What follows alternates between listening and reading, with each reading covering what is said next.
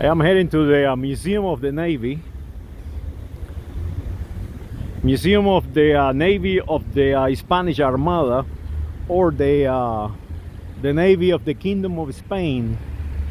And this is where they run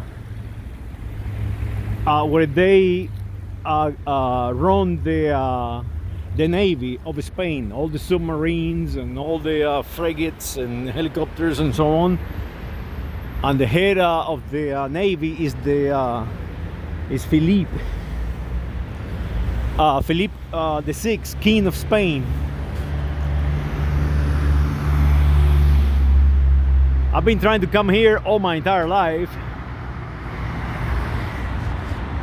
and yesterday I was really close, but I met a friend, and we sat there and have coffee, and before you know it, all day was gone. And of course, a cup of coffee around here is $100. If you get some coffee and jamon ibero and some cheese, and before you know, you spend $200. It's a cool place, though. It's the best place to have some coffee. This is Museo Naval. Now, I want to show you all about the Museo Naval, because right here have the oldest maps on the planet, and the oldest map they call the American continent America, and it is only one continent. All this craziness about dividing the continent into little sections become later with the cartographers of England and France fighting the Spanish. So what they do is they by treaty, they have treaties, and they divide it up, so that way they can divide themselves the world. As a matter of fact, before it was called America, on the Treaty of Tordesillas, I think it pronounced that way, the Pope issue a bull. A bull is a declaration, if you will. They will divide the world in between the Spanish and the Portuguese, and they went to Tordesillas, I think it pronounced that way, and when they finalized the treaty in Lisbon, they put a line around the world, basically from Brazil, what is today Brazil, all the way around the other side of the world by China, way up there. That is why we have Macau and all those Chinese geography. They belongs to the Portuguese, and that is why they rename all this geography.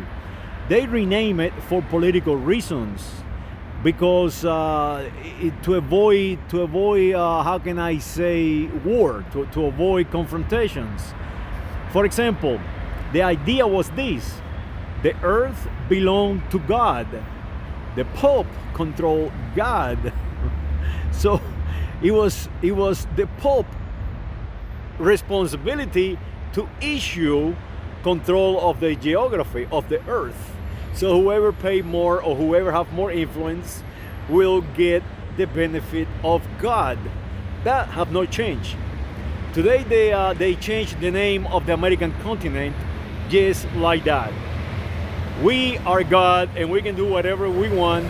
So we can call you South America, and you are Latinxes, brown and inferior. And we call you Central America, and you are inferiors. And we call you North America, and only the Canadians and the United States of America are superior.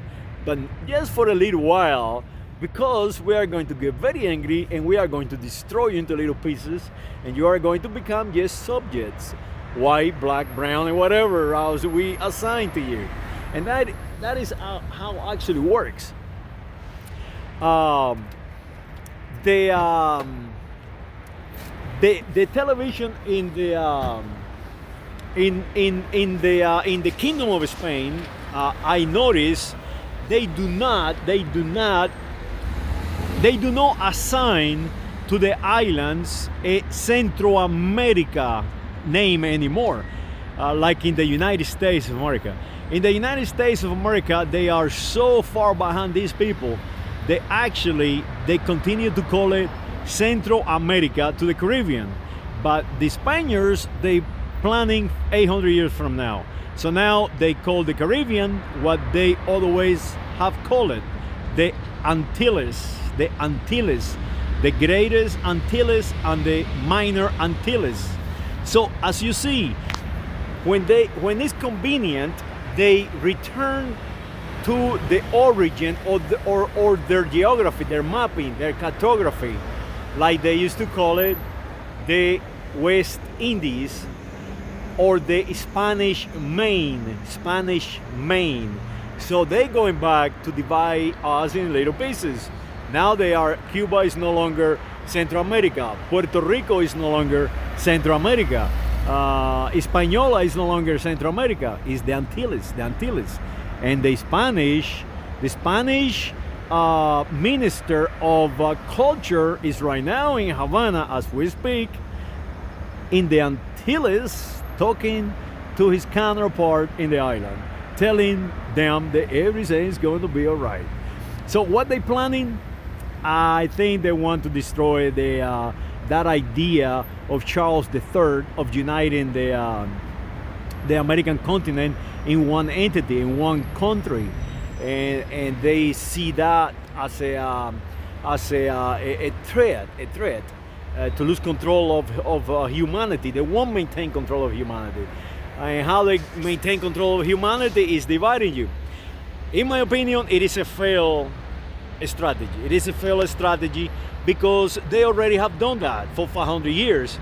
They tried to detach themselves for 500 years, and now the United States of America, the United States Mexicanos, Brazil, all these people are stronger, much stronger, like 10 times stronger, economically and politically and industrial. The advances in technologies happening in Brazil, the United States Mexicanos and the United States of America are amazing. So they already fall behind.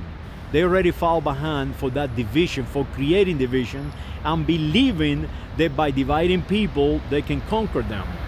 Eventually, it's just mathematics. If you have more than you do, you can never will control me and dominate me, and that is the reason that I think it's a failed strategy. I think it ought to be the opposite. I think that they had to strengthen the language. They had to protect the singularity of one single continent. They had to protect the Castilian language in the American continent and promote it and advance the language. We are losing the language in the American continent, all the countries.